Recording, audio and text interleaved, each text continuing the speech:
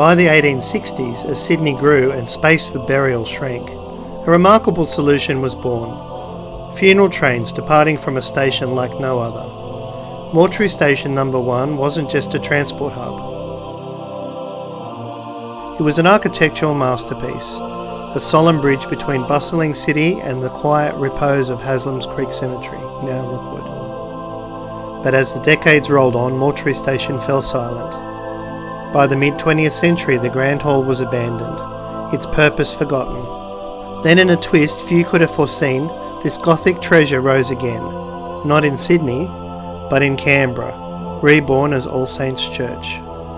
This is a story of transformation, of how Sydney's cemeteries helped shape a city, how architectural design for mourning found a second life in worship, and how the stones of Mortuary Station No.1 still hold whispers of a bygone era.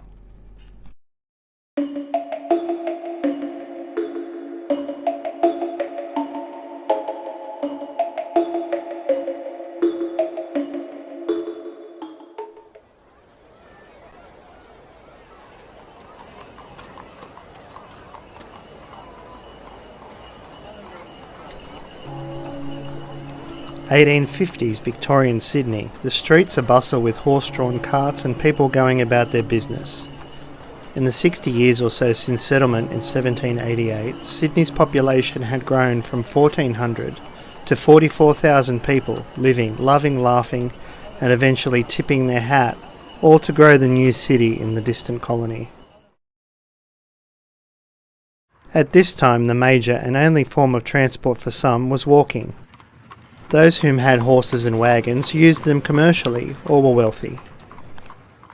The growing city naturally had its teething problems due to the increasing population, one of which was transport, and the other was where to put the residents once they had departed. Sydney had already filled its first cemetery, at the site of the town hall in Sydney today. It had reached capacity and had become offensive, and by the 1850s the second cemetery at Devonshire Street, the current site of platforms 17 to 23 at Central, was also reaching its capacity. What was the government to do?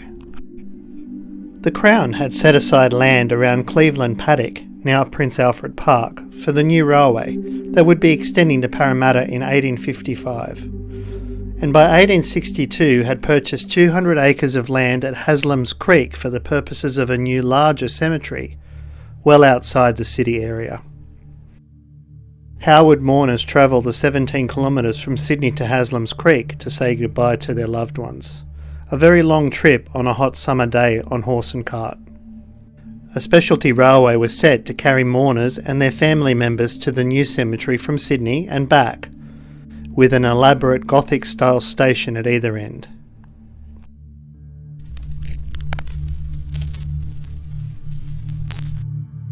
Rising like a cathedral of stone amid Sydney's urban sprawl, the Mortuary Station is a striking relic of Victorian ingenuity.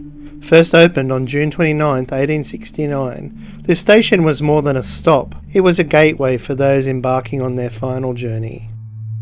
Known officially as the Mortuary Station, or the Necropolis Receiving Station, and later as Regent Street Station, this architectural gem was the work of James Barnett, one of Australia's most celebrated colonial architects. Designed in the Victorian Free Gothic style with a touch of Venetian elegance, its carved Sydney sandstone and imported Carrara marble were meant to evoke both reverence and permanence, a fitting tribute to its purpose.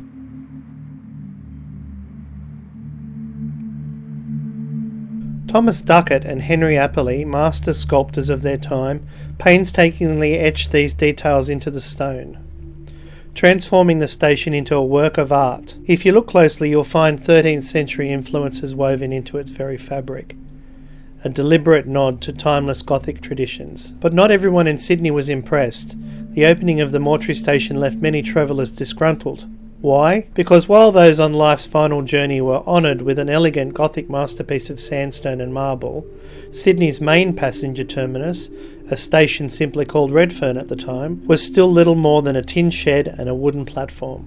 Built in 1855 and located adjacent to where the Mortuary Station would later stand, Redfern Station was Sydney's first railway terminus. It served as the city's primary hub for passenger travel for decades. But it was far from glamorous. While the Mortuary Station boasted intricate carvings and Venetian flourishes, Redfern Station facilities were utilitarian at best, a stark contrast that wasn't lost on Sydney's commuters. Yet the Mortuary Station wasn't designed to appease the daily commuter. Its purpose was deeply symbolic, providing a dignified farewell to those leaving the world behind and offering families a place of reflection. From daily operations until 1938 to weekend services that ceased in 1948, this station was more than a transport hub. It was a statement of respect, reverence and permanence.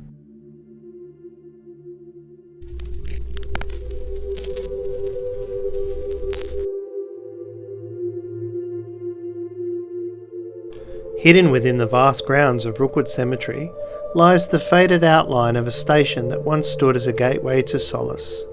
Completed in August of 1869, Rookwoods Receiving Station was designed to reflect both the elegance and purpose of its sister station in Sydney. Also designed by James Barnett, it was built to honour not just utility, but the reverence of farewell. Construction of the station began in April of 1867, with sandstone quarried and shaped by the skilled hands of stonemasons. Its design, echoing the refined Gothic style, was a mirror of the station at Regent Street. Together they formed the beginning and end of the journey on what became known as the funeral train. The funeral train was a carefully orchestrated procession. It carried both the living and their departed loved ones. For just £1, a small sum even then, around 10 cents, individuals could accompany their loved ones on this sombre journey. Passenger carriages accommodated mourners, while specialised hearse wagons, designed with precision and purpose, transported the coffins. The four-wheel wagons could hold up to 10, arranged on upper and lower shelves, while the larger eight-wheel versions carried as many as 30. Each was equipped with doors that opened directly onto the platform, ensuring a seamless procession for unloading. Cemetery staff using hand lifters carefully transferred the coffins to begin the final leg of their journey through the cemetery grounds. The mourners, disembarking from their own carriages, could continue directly into the cemetery to accompany the procession. This seamless connection between rail and resting place was a hallmark of the service, designed to balance practicality with reverence. Though designed for function, the station's architecture was anything but utilitarian. It served as a symbolic portal, its carved angel arch and fine detailing evoking a sense of passage and remembrance, but the grandeur that marked its early years was not enough to shield it from change. By the late 1930s, the rise of automobiles signalled the decline of the funeral train service. Rookwood Station transitioned to weekends and occasional holiday use, but it saw a brief resurgence during World War II, with petrol rationing limiting vehicle use. The trains returned to the tracks, bridging a gap during challenging times. Yet even this revival could not last. On April 3, 1948, the final funeral train departed, marking the end of an era. The station fell silent, its purpose slipping away as modernity redefined tradition.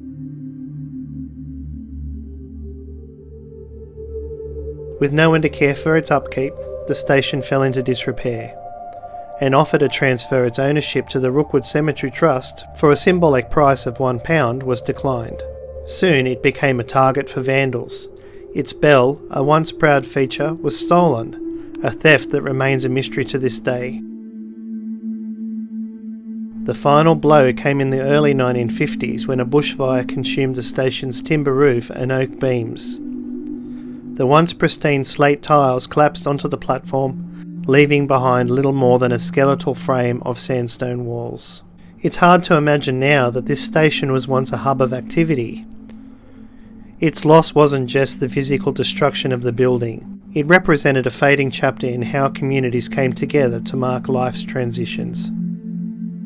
Today, the ruins of Rookwood Receiving Station stand as a testament to time when railways connected not just places, but moments of meaning. Its stones whisper stories of a bygone era, inviting us to remember the journeys that shaped it and those it served.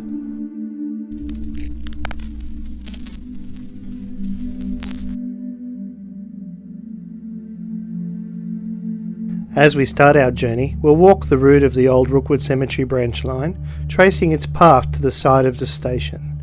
There, we'll explore the station's ruins and uncover the echoes of a storied past. Our journey begins at the site where the Rookwood Cemetery branch line once diverged from the main railway line at Lidcombe Station. Originally known as Rookwood Station, this name was changed to Lidcombe on the first day of 1914, signalling the growth of the township's evolution. While the tracks of the branch line are long gone, its path can still be traced. In the foreground, this grassy corridor, flanked by headstones dating back to the 1870s, hints the station's solemn purpose. The graves on either side form a silent testament to the era when the railway served as a bridge between the living and their loved ones, making their final journey. The spot where the branch line veered off is marked today by a simple perimeter gate. Beyond it, the tracks once led directly into the heart of Rookwood Cemetery, a line that carried passengers and coffins alike through the corridor of remembrance. Though the line is no more, its memory lives on in the very layout of the cemetery. The graves here tell a story in themselves, the older headstones lining the cemetery's boundaries, while the area that once hosted the railway corridor is marked by newer graves from the 1950s onward. Even now, the route of the branch line remains unmistakable. As we walk closer to the two large pines that would have been either side of the rail corridor, it's easy to imagine the mortuary train reversing up the branch to the receiving station, which was a terminus until 1901, when the line was expanded to include 3 more stations, but none to the grandeur of the originals. There'll be a documentary of these in the future, but for now we'll focus on the receiving terminus.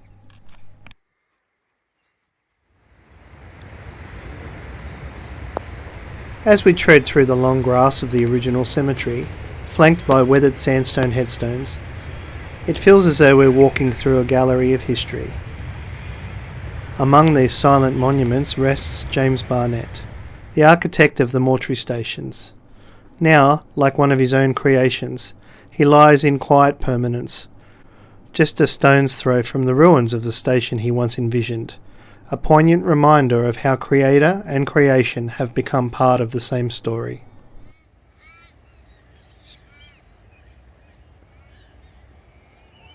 As we resume our walk to the station, we can see the more modern mausoleums that now sit on the original rail corridor.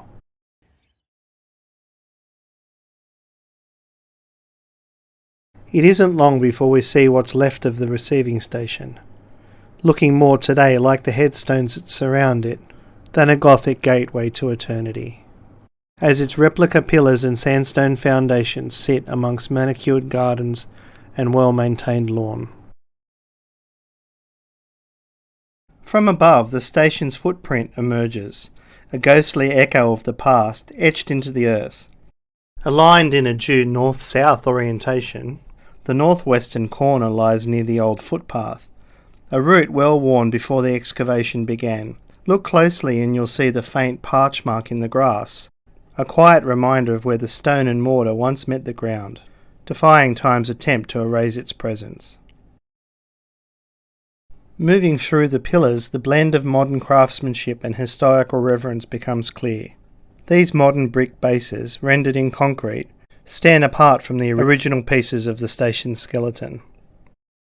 The platform, carefully reconstructed, sits lower than the original for safety, yet it echoes the station's Victorian spirit. Once around a metre tall and meticulously tiled, the platform now offers a glimpse into a time when every detail carried meaning.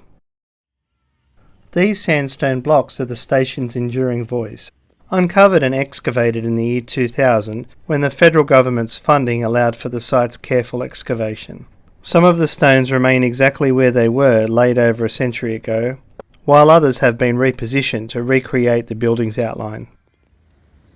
Their worn surfaces and uneven edges speak of a time's passage, each block a testament to the lives and labour that shaped this solemn place. Together they remind us of the station's purpose, a place where architecture met ritual in service of memory. Amidst the ruins of the station stands a single survivor of the time, a small brick building capped with a slate roof and guarded by an iron-grated door. Known as the station master's storeroom, this humble structure was likely constructed alongside the station itself. Its purpose? To store tools and equipment for the station's maintenance, and perhaps the hand-pulled crank cranes used to transport coffins along the platform, integral to the station's solemn operations. From above, the slate roof commands attention, a fateful restoration completed during the 2000 excavation and revamp of the site. This detail, shared with the original station building, offers a glimpse into the architectural continuity of the era. The ornate brickwork of the storeroom tells its own story. Laid in the traditional English bond style, every fourth row now exposes the short end of the bricks, creating a distinctive pattern. This method, often used in double layering walls, enhances the structure's strength, perhaps a reason why this small building has weathered the years, surviving when so much around it has faded into history. Behind the storeroom, a foundation scar cuts through the grass, tracing the remnants of a structure slightly larger than the shed itself. The outline reveals what may have been divided rooms, hinting at a more complex building. Could this have been the station master's house, offering him a place to live while remaining close to his duties? The evidence speaks to a thoughtful design, blending practicality with proximity. Now let's reflect on the site as a whole.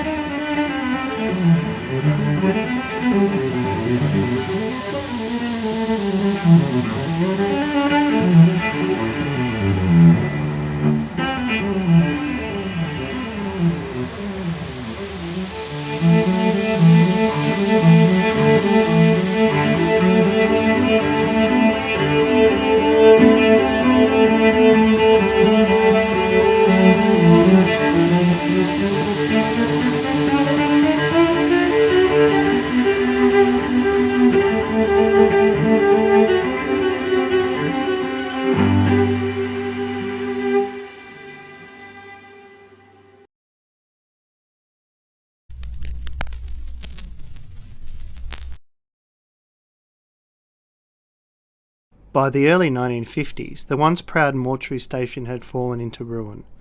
A devastating grass fire destroyed its oak beam roof, leaving the structure exposed to the elements. Vandalism soon followed, compounding the damage.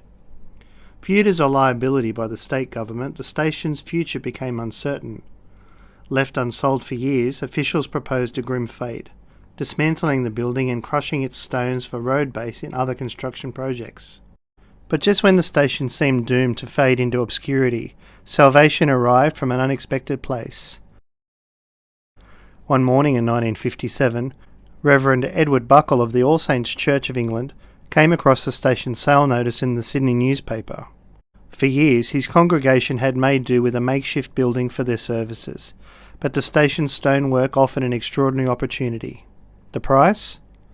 £100, a sum painstakingly raised by the church's Ladies' Auxiliary. But the true challenge lay in the relocating of the station's 787 tonnes of sandstone, a feat requiring both ingenuity and determination. Fortunately, the congregation included a builder with a vision. Stan Taunton, a skilled craftsman, volunteered to leave the monumental task. Over weeks, Taunton painstakingly documented the station's every detail. He took notes, made precise drawings and captured photographs, and labelled each stone for reassembly. The new church design was entrusted to W. Pearce, who drew up plans using the salvaged stonework from the mortuary station. The intention was clear: to preserve the station's legacy in a way that honoured both its history and its new purpose. The result would be a church building that stood as a testament to the resilience of both faith and architecture.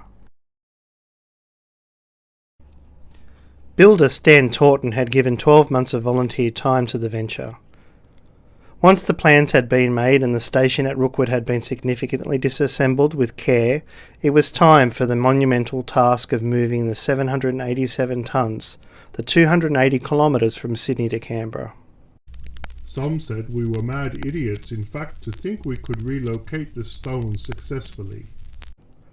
But by the winter of 1958, the first of the 80 semi-trailers of sandstone was making its way south to the new destination. The new church, although dramatically similar to the mortuary station, had some major design changes to represent the new direction of the building and to leave what its history represented in the past. The bell tower was moved from the right to the left, and the ends that once saw the passing of trains were closed with doors and a stained glass window. The angel arch that had trumpeted the farewell of so many to the afterlife had been moved to look over the congregation inside, along with a new Tasmanian mountain ash roof and beams. By the church's dedication on All Saints' Day, the initial purchase of £100 had become a whopping £24,000, including demolition, cartage and the building costs, with the most expensive being the timber roof. The dream of Reverend Buckle and the skill of Stan Taunton had made an impossible task reality, inspiring a local community.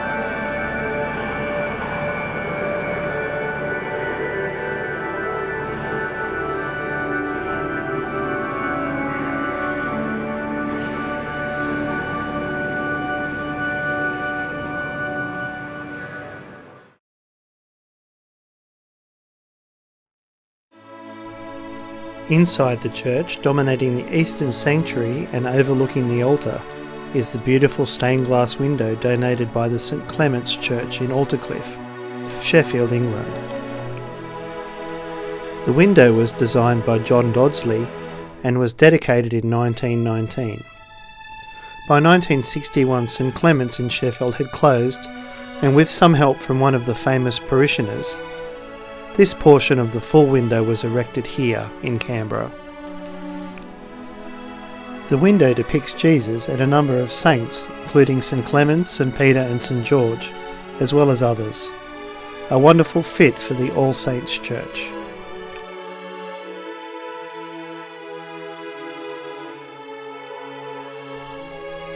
Moving west now and looking towards the nave, we find the original angel arch that adorned the entrance to the mortuary station.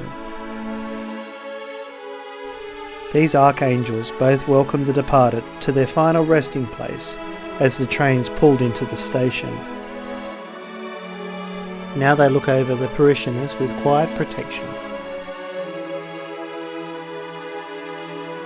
On one side of the arch is the Archangel Gabriel, depicted holding a trumpet.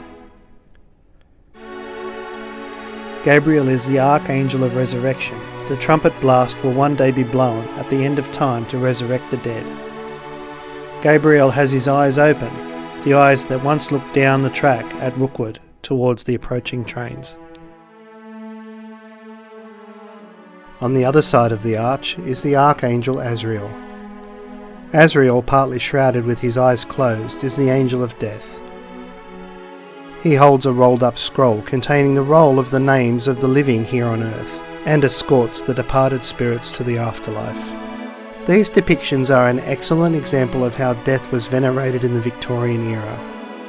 Having these angels greet the passengers of the mortuary trains was deep in symbolism and brought solace to the mourners.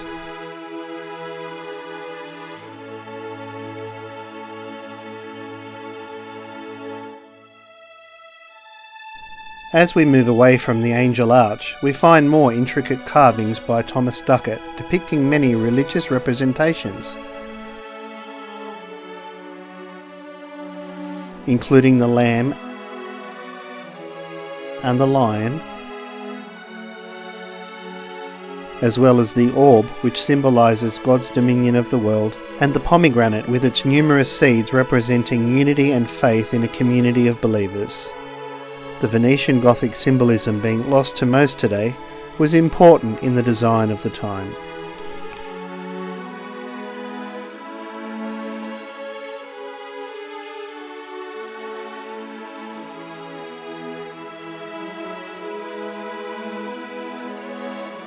As we move outside, away from the altar and through the nave, you may notice the tiled floor. In the tiled floor are two obvious dark tiled tracks, reminiscent of the tracks that led through that same space.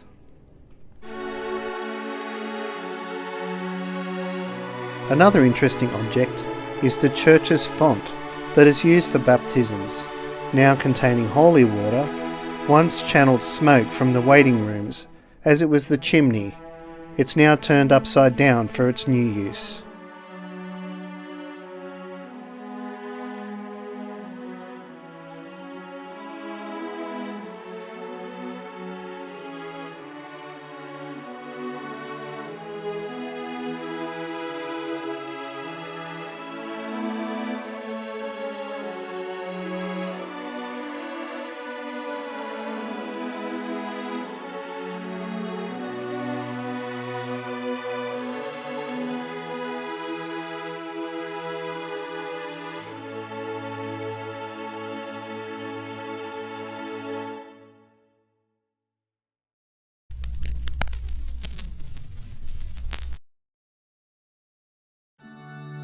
Moving outside into the front entrance, the first thing that is obviously different is the bell tower on the eastern side.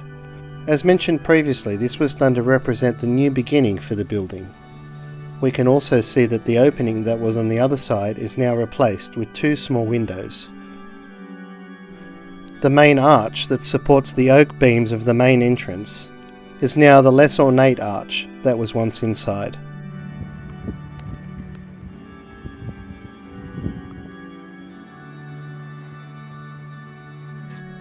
The bell tower itself remains mainly unchanged except for the door that once led onto the platform has now been closed.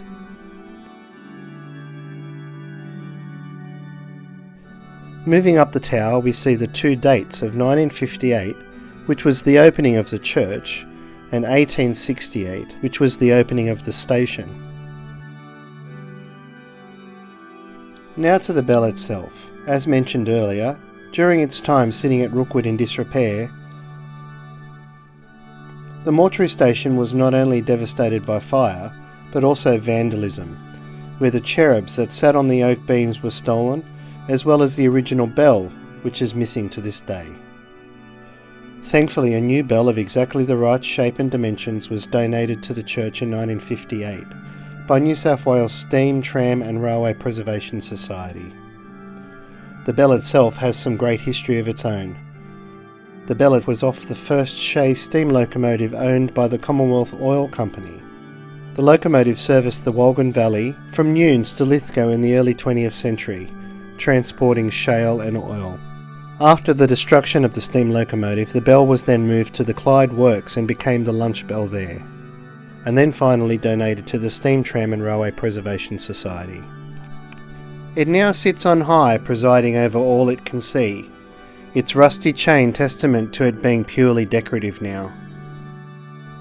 As we move around the church, we find its perimeter guarded by Gothic gargoyles. Gargoyles are said to protect a church or building from evil, as they are exiled demons or souls turned to stone. They represent animals with human features. The most famous being the gargoyles of Notre Dame in Paris. The gargoyles carved on the Mortuary Station are those of the lion, which is said to represent the majesty of God, and the sea creature, both of which serve a practical purpose of being a spout to direct rainwater off the roof and away from the building, down the chains to the ground. Water is starting to erode these carvings, which isn't surprising after almost 160 years. As we move along the building, we find other interesting carvings from Thomas Duckett. Scrolls and intricate columns.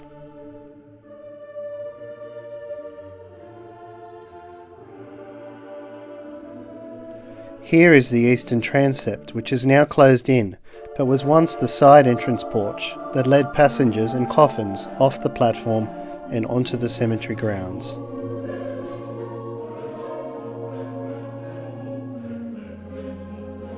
At the rear of the church we see the outside of the beautiful stained glass windows, which was open in the early 20th century to let passing trains through to the following stations at Rookwood. Moving to the western side now, we find beautifully kept gardens with roses.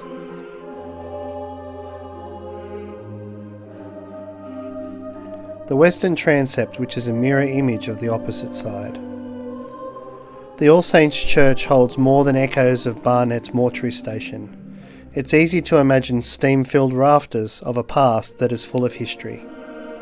The building saved due to the imagination of a few, and an assured future in its life amongst the flowers.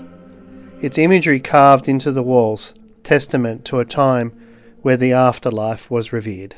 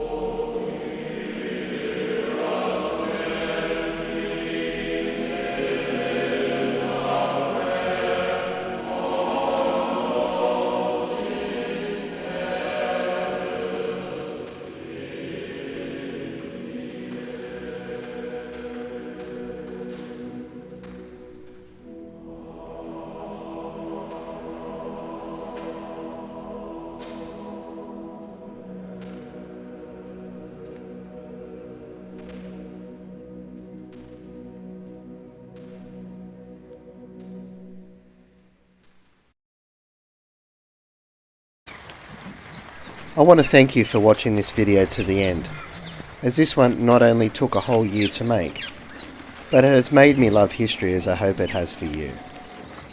I want to share a quick story. While filming this, walking the grounds of Rookwood, I constantly could hear the sounds of the steam train in the distance. The gloomy weather and the solemn surroundings made this an eerie but moving experience. Have a listen. Thanks again for watching.